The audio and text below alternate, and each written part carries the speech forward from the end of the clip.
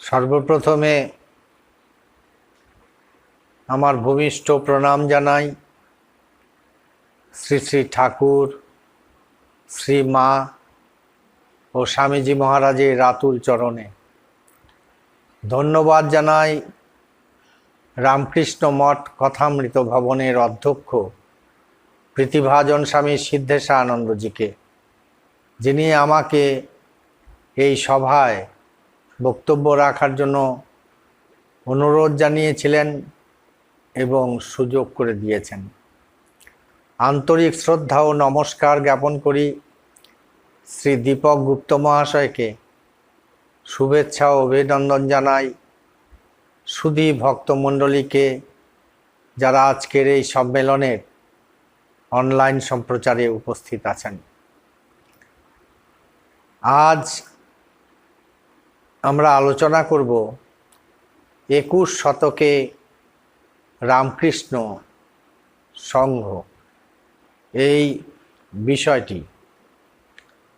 সর্বপ্রথমে রামকৃষ্ণ সংঘ এবং 21 শতক এই দুটি শব্দবন্ধনের অর্থ অনুধাবন করতে হবে।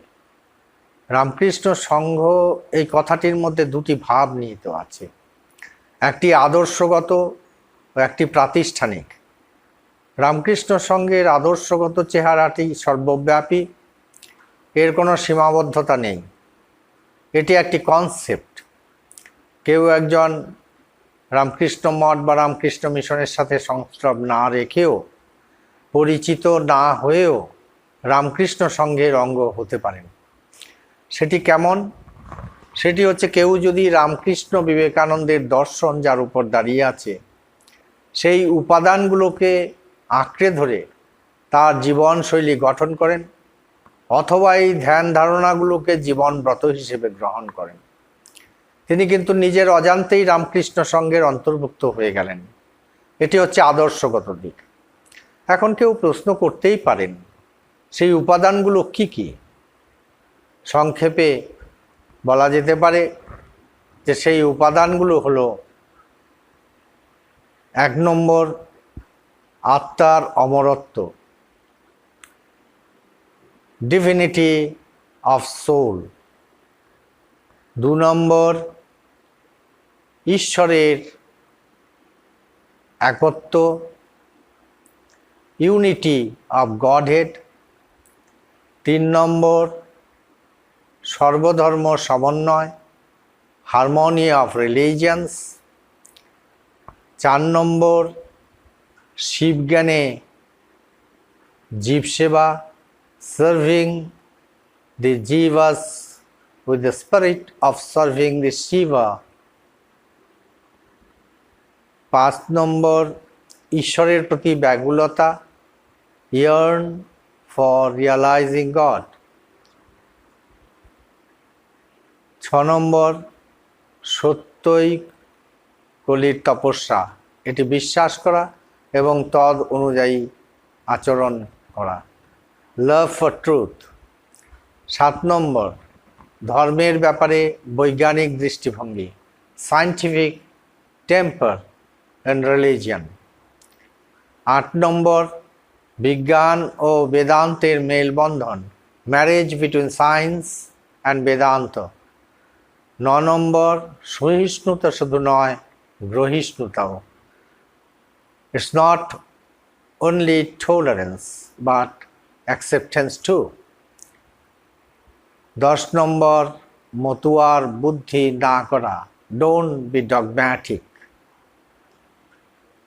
আবার রামকৃষ্ণ সংঘের একটি প্রাতিষ্ঠানিক রূপও আছে। এই দিকটিকে আমরা ইনস্টিটিউশনাল রিলিজিয়ান বলি।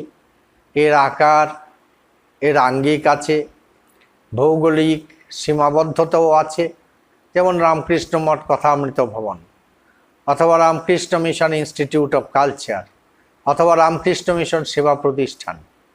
এখানে রামকৃষ্ণ সংঘ বলতে বোঝায় সন্ন্যাসী, ব্রহ্মচারী ও গৃহী ভক্তদের। এই রামকৃষ্ণ সংঘের সাকার রূপটি হচ্ছে রামকৃষ্ণ মঠ ও রামকৃষ্ণ মিশন।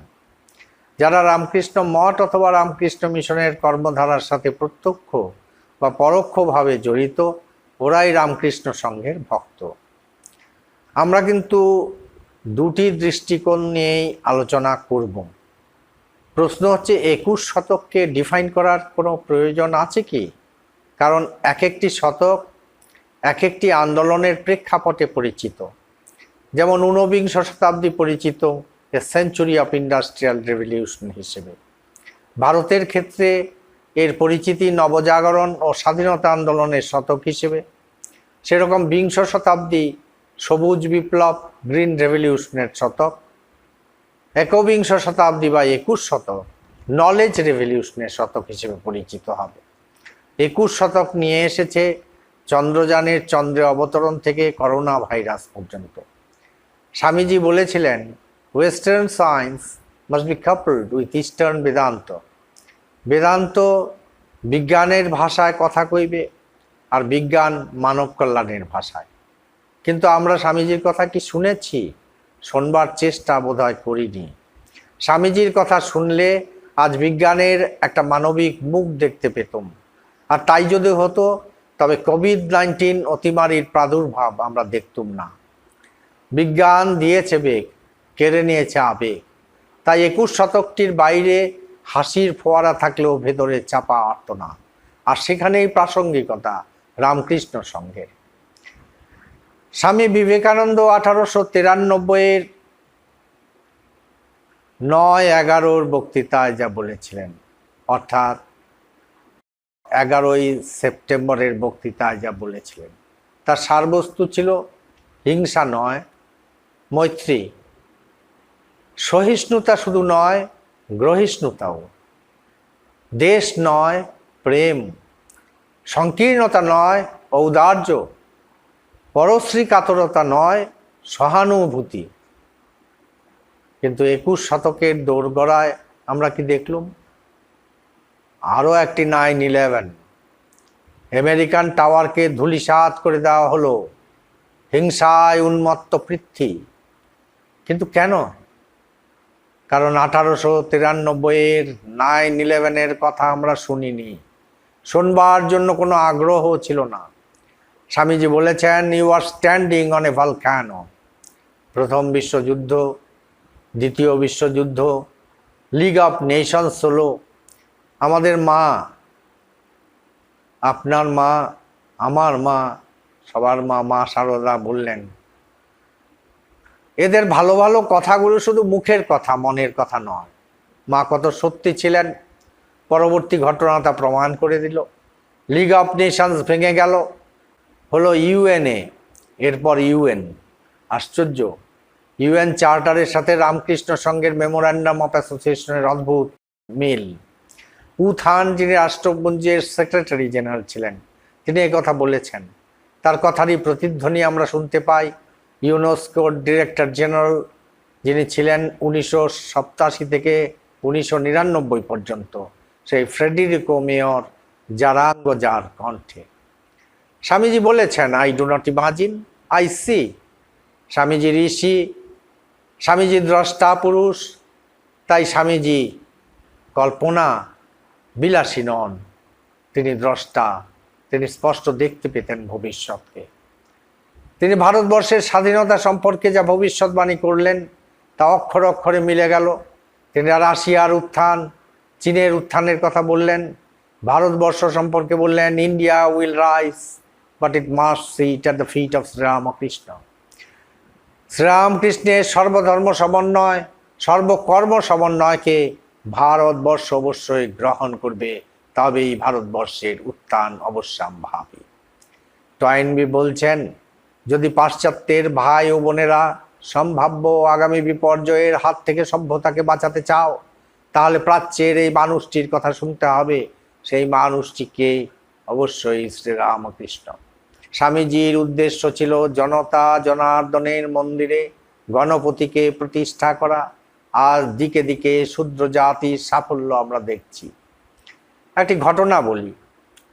ক্যালিফোর্নিয়ার জনবহুল রাস্তার ধারে দ্বীপ্রহরে পেট্রোল পাম্পের সম্মুখে নিজ দেহ জ্বালিয়ে দিল এক ধনী কন্যা, ন্যান্সি লুই মুর। 19 বর্ষীয়া তিনি ছিলেন। শেষ মুহূর্ত পর্যন্ত তার হাতে ধরা ছিল শ্রীরামকৃষ্ণের সমাধি চিত্র। ভোগ ও সর্বস্ব সমাজের প্রাত্যহিক জীবনের বিষ হজম করতে পারেনি বেচারা ন্যান্সি। তবু সে অনুভব করেছিল শ্রীরামকৃষ্ণই নারী জাতির পরিত্রাতা, উচ্চ নিচ জনগণের পরিত্রাতা। তার পরদিন অলৌকিকভাবে ন্যান্সির সূত্র ধরে আমেরিকার সমস্ত সংবাদপত্রে চেপে ওঠে শ্রীরামকৃষ্ণের ছবি। 1961 সালে ব্রেটি ফাইডেন লিখিত বই দি ফেমিনিন মিস্টিক পাশ্চাত্য দেশগুলিতে নারী মুক্তি আন্দোলনের জোয়ার এনে দিয়েছিল। আর্থিক, সামাজিক, পারিবারিক বন্ধন থেকে মুক্তির আন্দোলন। 20 বছর পর এই লেখিকাই লিখলেন দ্য সেকেন্ড স্টেজ। সব মুক্তি পেয়েও পূর্ণতার সন্ধান পাচ্ছেন না তারা। তাই লেখিকা আশা করেছেন জগতের প্রতি মাতৃত্ববোধ, বিশ্বজননী রূপেই হয়তো নারী জীবনে আসবে যথার্থ মুক্তির অনুভূতি। ঠাকুর স্বামীজি এসেছিলেন এই নারী জাতির উত্থান সংগঠিত করতে, এবং এই বেটি ফ্রাইডেন, যিনি নারী মুক্তি আন্দোলনের 20 শতাব্দীর অন্যতম পুরোধা নেত্রী, তিনি কি মা সারদা দেবীর প্রতি ইঙ্গিত করেছিলেন? 21 শতকের নলেজ রেভলিউশন যদি সফল করতে হয়, তাহলে রামকৃষ্ণ বিবেকানন্দ প্রভায় আলোকিত হতেই হবে। শ্রীরামকৃষ্ণ বললেন, পৃথিবী ছাড়া আর কোথাও প্রাণীর অস্তিত্ব নেই। কিছু আগে বিজ্ঞানী মহলে খুব হইচই হলো, মঙ্গল গ্রহে প্রাণ আছে, কিন্তু মঙ্গল গ্রহে প্রাণীর অস্তিত্ব নেই, বিজ্ঞানীরাই স্বীকার করে নিয়েছেন। চন্দ্রযান 2 চন্দ্রে অবতরণ হয়েছে, চন্দ্রযান 2 চন্দ্রে অবতরণ করেছে, সেখানে কি কোনো প্রাণীর অস্তিত্ব আছে? আজ বৈজ্ঞানিকেরা এই প্রশ্নের ইতিবাচক উত্তর দিতে পারেনি। রামকৃষ্ণ সংঘ অবতার ও বরিষ্ঠ শ্রীরামকৃষ্ণের স্থূল শরীর। তাই বলি, রামকৃষ্ণ সংঘ 21 শতকের আলোর দিশারি। মনে পড়ে স্বামীজির কথা। স্বামীজি বলছেন, coat unquote, I fervently hope that the bell that tolled this morning in honor of this convention may be the death knell of all fanaticism. Swamiji বললেন, আমি স্পষ্ট দেখতে পাচ্ছি সমগ্র পৃথিবী এক আধ্যাত্মিক প্লাবনের উচ্ছ্বাসে পরিপ্লাবিত হয়ে যাবে। বেলুর মঠ হবে তার স্নায়ু কেন্দ্র। নীলাম্বর বাবুর উদ্যানবাটিতে যখন মঠ, তখন শ্রী শ্রী মাতা ঠাকুরানীর এক অদ্ভুত দর্শন হয়েছিল। দর্শনটি এরূপ: শ্রীরামকৃষ্ণ গঙ্গা বক্ষে আবির্ভূত হয়েছেন, সাথে সাথেই আবার তার ভগবতী তনু গঙ্গার সাথে মিশে গেল, মিলিয়ে গেল। আবির্ভূত হলেন স্বামীজি মহারাজ। তিনি জয় রামকৃষ্ণ উচ্চারণের সাথে গঙ্গা বাড়ি ব্রহ্মবাড়ি সিঞ্চিত করছেন তৃষিত সমস্ত মানব জাতিকে, আর সবাইকে মুক্ত করে দিচ্ছেন। এখন প্রশ্ন হলো, রামকৃষ্ণ সংঘের কি কিছুই শেখবার নেই 21 শতকের পৃথিবী থেকে? আপাত দৃষ্টিতে নিশ্চয়ই নেই, কারণ রামকৃষ্ণ সংঘ মানুষের ঊর্ধ্ব চেতনার উন্মেষের জন্য প্রত্যেক নরনারীকে অনুপ্রাণিত করে। রামকৃষ্ণ সংঘের সার্বিক সাধক, সাধন এবং সাধ্য 3ই আধ্যাত্মিক, আর পার্থিব জগৎ প্রয়াস করে অভ্যুদয়ের জন্য, নিঃশ্রেয়সের জন্য নয়। তবে রামকৃষ্ণ বিবেকানন্দ ভাবা আন্দোলন তো সেক্রেড অ্যান্ড সেকুলারের মধ্যে সেতু বন্ধন করেছে। There is no such thing as secular, everything is sacred. অনেকেই প্রশ্ন করেন, 21 শতকের পৃথিবীর কাছে রামকৃষ্ণ সংঘ নতুন করে কিছু শিখতে পারে কি? স্বাভাবিকভাবেই অভ্যুদয় নিঃশ্রেয়স যখন মিলেমিশে একাকার হয়ে গেছে, তখন 21 শতকের পৃথিবীর থেকে রামকৃষ্ণ সংঘের শেখবার কিছু কিছু উপাদান নিশ্চয়ই আছে। ইসরায়েলের ইতিহাসবিদ ইউভাল নোয়া হারারি মধ্যযুগের যুদ্ধের ইতিহাস নিয়ে কাজ করতেন। মায়ানমারে তার সঙ্গে সত্যনারায়ণ গোয়েঙ্কা নামে এক ভারতীয়ের আলাপ হয়েছিল। তিনি হারারিকে বিপাসনা পদ্ধতিতে ধ্যান ইত্যাদি শেখান। হারারি এখন তার বেশ কয়েকটি বইয়ের দৌলতে বিখ্যাত। বইগুলোর নাম sapiens, a brief history of mankind, Homo dues, a brief history of tomorrow ইত্যাদি। পৃথিবীর ইতিহাসে মানুষের অগ্রগতিকে বিশ্লেষণ করতে গিয়ে হারারি বলছেন, একলা মানুষ অন্যান্য প্রাণীর চেয়ে খুব বেশি এগিয়ে নেই, কিন্তু মানুষের উন্নতির মূলে আছে সমষ্টিগতভাবে বিভিন্ন কাহিনী বিশ্বাস করার এবং সেই অনুযায়ী কাজ করার ক্ষমতা। যেমন পিঁপড়েরা গোষ্ঠীবদ্ধভাবে কাজ করে, কিন্তু তারা কখনো সাম্যবাদী সমাজ গড়তে উদ্বুদ্ধ হয়ে রানী পিঁপড়েকে মেরে বিদ্রোহ ঘোষণা করতে পারে না। আরেকটি উদাহরণ হলো টাকার ব্যবহার। শিম্পাঞ্জিকে একটা কাগজের টুকরো দিয়ে যদি বলা হয় 2টি কলা দিয়ে দাও, এই কাগজটা অন্য কাউকে দেখালে 5টা কলা পাবে, সে বিশ্বাস করবে না। কিন্তু আমরা করি। এভাবে এই স্বর্গ নরকের কাহিনী, শ্রেণীহীন সমাজের কাহিনী, শেয়ার বাজারের কাহিনী, জাতীয়তাবাদের কাহিনী বা বিশ্ব মানবতার কাহিনীতে বিশ্বাস করে আমরা কাহিনী অনুযায়ী বিভিন্ন লক্ষ্য পূরণের চেষ্টা করছি। সভ্যতার ইতিহাসের পাতা খুললে 3টি বিপদের কথা বারবার দেখা যায়: মন্বন্তর, মহামারী ও যুদ্ধ। সৌভাগ্যক্রমে মানুষ এখন এই বিপদগুলোকে অনেকটাই নিয়ন্ত্রণ করতে পেরেছে। এমন নয় যে পৃথিবীতে সব মানুষ পেট ভরে খেতে পায়, কিন্তু অনাহারে মৃত্যুর সংখ্যা অনেকটাই কমে এসেছে। এমনকি কারো যদি কিছুই না থাকে, তাও রাষ্ট্রের সাহায্যে, নানা আন্তর্জাতিক প্রকল্পের দৌলতে, বিভিন্ন বেসরকারি সংস্থার উদ্যোগে তার ক্ষুণ্ণবৃত্তির ব্যবস্থা হওয়ার সম্ভাবনা যথেষ্ট। মহামারী প্রসঙ্গেও সেই কথা। চিকিৎসা বিজ্ঞানের উন্নতির কারণে মানুষের গড় আয়ু অনেকটাই বেড়েছে। শিশু মৃত্যুর হারও লক্ষণীয়ভাবে কমে এসেছে। মাঝে মধ্যে কিছু সংক্রামক রোগ ছড়ায় বটে, কিন্তু তার প্রকোপ অনেকটাই সীমিত রাখা সম্ভব হয়। এইডসের মতো মরণ রোগ এখনো নিয়ন্ত্রণ করা যাচ্ছে। করোনার মতো এরকম দুর্বিষহ এক ভাইরাস, তাকেও পৃথিবীর মানুষ সমানভাবে মোকাবিলা করে যাচ্ছে। যুদ্ধ এখনো আর আমাদের জীবনের অপরিহার্য অঙ্গ নয়। চেকভ বলেছিলেন, নাটকের প্রথম অঙ্কে যদি কোনো বন্দুক দেখা যায়, তৃতীয় অঙ্কে তা থেকে গুলি ছুটবেই। সৌভাগ্যক্রমে আমরা জঙ্গলের নিয়ম পেরিয়ে এসেছি, চেকভের নিয়মও অতিক্রম করে এসেছি।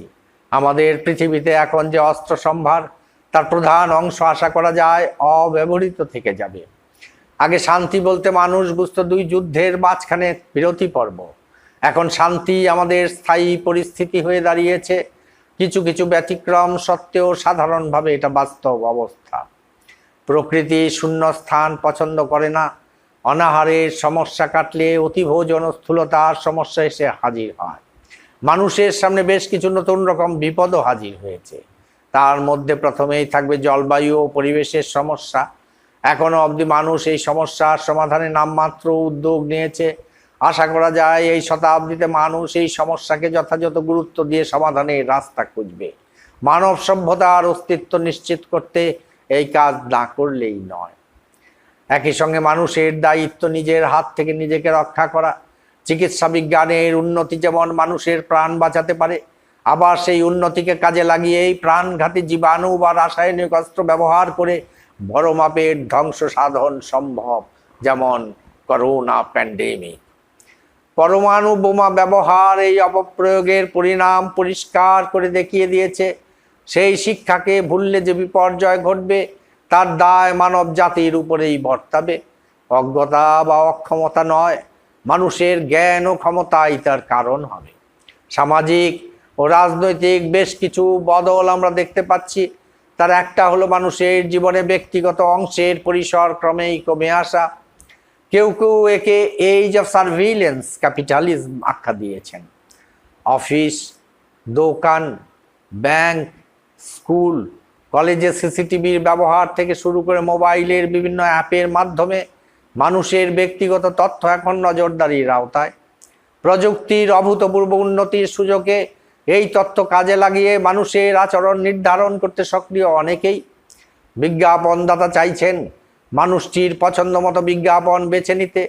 রাষ্ট্র চাইছে আরও মানুষের কাছে নিজের কাজগুলি গ্রহণযোগ্য করে তুলতে। বিগ ডেটা ও আর্টিফিশিয়াল ইন্টেলিজেন্সের এই সুযোগ এনে দিয়েছে। সব ক্ষেত্রেই যন্ত্র তথা অটোমেশনের প্রয়োগ বাড়ছে। অনেক কোম্পানি মানুষ কমিয়ে রোবট কাজে লাগাচ্ছে। আগামী দিনে শিক্ষা ও স্বাস্থ্যের ক্ষেত্রেও রোবটের ব্যাপক প্রচলন হবার সম্ভাবনা। মানুষের মস্তিষ্ক কম্পিউটারের যোগ সাধনের চেষ্টাও চলছে। ভবিষ্যতে এমন হওয়া বিচিত্র নয় যে রোবটের মস্তিষ্ক কলকাতায়, কিন্তু সিঙ্গাপুরে একজোড়া কৃত্রিম হাতকে নেটওয়ার্কের মাধ্যমে নিয়ন্ত্রণ করে যে কোনো রোগীর অস্ত্রোপচার সেরে ফেলল সেই ডাক্তার। এমনকি রক্ত স্রোতে মিশিয়ে জীবাণুর বিরুদ্ধে লড়াই করতে পাঠানো যায় এমন ন্যানো রোবট তৈরির প্রয়াস চলছে। কিন্তু মানুষের স্বভাবের মূলে এক অতৃপ্তি যা পাওয়া গেছে তাতে তার সন্তোষ নেই। সে ক্রমশই সীমানা বাড়িয়ে যেতে চায়। মন্বন্তর, মহামারী ও যুদ্ধকে কবজায় আনার পর মানুষের সম্ভাব্য লক্ষ্য জরা ও মৃত্যুর বিরুদ্ধে জেহাদ ঘোষণা। 2013-তে শুরু হয়েছে গুগলের ক্যালিকো প্রজেক্ট, যার লক্ষ্য জরা ও মৃত্যুর বিজ্ঞান ও প্রযুক্তিগত সমাধানের চেষ্টা। এত উন্নতি সত্ত্বেও মানুষ কি মানুষ অর্থাৎ মান আর হুঁশ হতে পেরেছে? রামকৃষ্ণ সংঘ সোশ্যাল মিডিয়া এবং আধুনিক প্রযুক্তির সাহায্য নিতে পারে পৃথিবীর সর্বত্র রামকৃষ্ণ সংঘের ভাব ও আদর্শকে ছড়িয়ে দিতে। পশ্চিমবঙ্গের জনৈক প্রাক্তন রাজ্যপাল রামকৃষ্ণ মিশন সেবা প্রতিষ্ঠানের একটি অনুষ্ঠানে মন্তব্য করেছিলেন, coat unquote, "Swamis of Ramakrishna order are as comfortable with the computer as with the rosary." Ramakrishna Sangha 21 শতকের কাছ থেকে শিক্ষা নিতে পারে। আজকের গ্লোবাল ভিলেজের কনসেপ্ট যখন প্রত্যেকের মনে দানা বেঁধেছে, তখন রামকৃষ্ণ সংঘ তার শিব জ্ঞানে জীব সেবা ও বেদান্ত প্রচার শুধু ভারতীয় উপমহাদেশ অথবা ইউরোপ এবং আমেরিকার মধ্যেই সীমাবদ্ধ রাখলে চলবে না। রামকৃষ্ণ সংঘ অন্যান্য জায়গায় ছড়িয়ে পড়বে। 21 শতক তাই রামকৃষ্ণ সংঘের অমৃতায়নের জন্য রামকৃষ্ণ সংঘকে হাতছানি দিচ্ছে সমগ্র পৃথিবীর এক মশালের মতো ছড়িয়ে পড়তে। জীবনে জীবন যোগ করা, না হলে কৃত্রিম পণ্যে ব্যর্থ হবে গানের পসরা। অবশেষে উপসংহারে স্মরণ করি ক্রিস্টোফার ইশারুডের মন্তব্য। তিনি বলেছেন, coat, "The Ramakrishna movement is unique because its founder was unique. Even those who do not wish to believe that Sri Ramakrishna was a son of God, like Jesus of Nazareth, must surely admit that he is incomparably the greatest spiritual leader produced by mankind in the past 2 centuries. This claim is almost absurdly modest. And who in the world's recent history can stand beside Ramakrishna's disciples, Vivekananda and Ramananda?" Unquote. Again, I quote Isharud, "Spiritual truth is eternal, but it has to be restated and redemonstrated in human life in order that it may solve the varying problems of each succeeding epoch. Ramakrishna's teaching is our modern gospel. He lived and taught for us, not for the men of 2000 years ago, and the Ramakrishna movement is responsible for the spreading of his gospel amongst us here and now. For this reason alone, the movement must be regarded as the most important of all existing religious movements, no matter how large or influential or venerable the others may be." The statement may sound startling as of today. It is always hard to recognize the power and magnitude of a new spiritual force. The Ramakrishna movement is very new, historically speaking. The growth of such a force can only be traced in retrospect after centuries have passed. By the time the historians have become aware of a great spiritual revolution, the revolution has completed itself and spent its energy, and a new revolution is about to take place. Unquote. Ramakrishna Sangha practical বেদান্তর কথা বলবে, সাম্প্রদায়িক সম্প্রীতির কথা বলবে, শান্তির কথা বলবে, আধ্যাত্মিক বিকাশের কথা বলবে। 21 শতক থেকে রামকৃষ্ণ সংঘ এই শিক্ষা নিতে পারে, স্বামীজির স্বপ্ন সাকার হতে চলেছে। India must rise, but it must sit at the feet of Sri Ramakrishna. 21 শতকের আহ্বান রামকৃষ্ণ সংঘের প্রতি। এসো রামকৃষ্ণ সংঘ, তোমরাই পারবে জনতা জনার্দনের মন্দিরে গণপতিকে প্রতিষ্ঠা করতে। সবার জন্য স্বামীজি মহারাজের চরণ কমলে প্রার্থনা জানাই। সর্বে সুখিনো ভবন্তু, সর্বে সন্তু নিরাময়াঃ, সর্বে ভদ্রাণি পশ্যন্তু, মা কশ্চিৎ দুঃখমাপ্নুয়াৎ। সবাই সুখী থাকুন, সবাই নিরাময় থাকুন, সবাই সত্যশিব সুন্দরের দর্শন লাভে ধন্য হন, কারো যেন কখনো কোনো দুঃখ না হয়। আপনাদের সবাইকে শুভেচ্ছা জানাই, অভিনন্দন জানাই, ধন্যবাদ জানাই, কৃতজ্ঞতা জানাই যে এতক্ষণ ধরে আপনারা আমার এই কথাগুলো শুনলেন। এবং পরিশেষে আমি কৃতজ্ঞতা জানাই আমার স্নেহের ভাই কথামৃত ভবনের অধ্যক্ষ মহারাজকে এবং সর্বোপরি কথামৃত ভবনের অত্যন্ত শ্রদ্ধেয় শ্রী দীপক গুপ্ত মহাশয়কে। সকলকে নমস্কার, শ্রদ্ধা, ধন্যবাদ।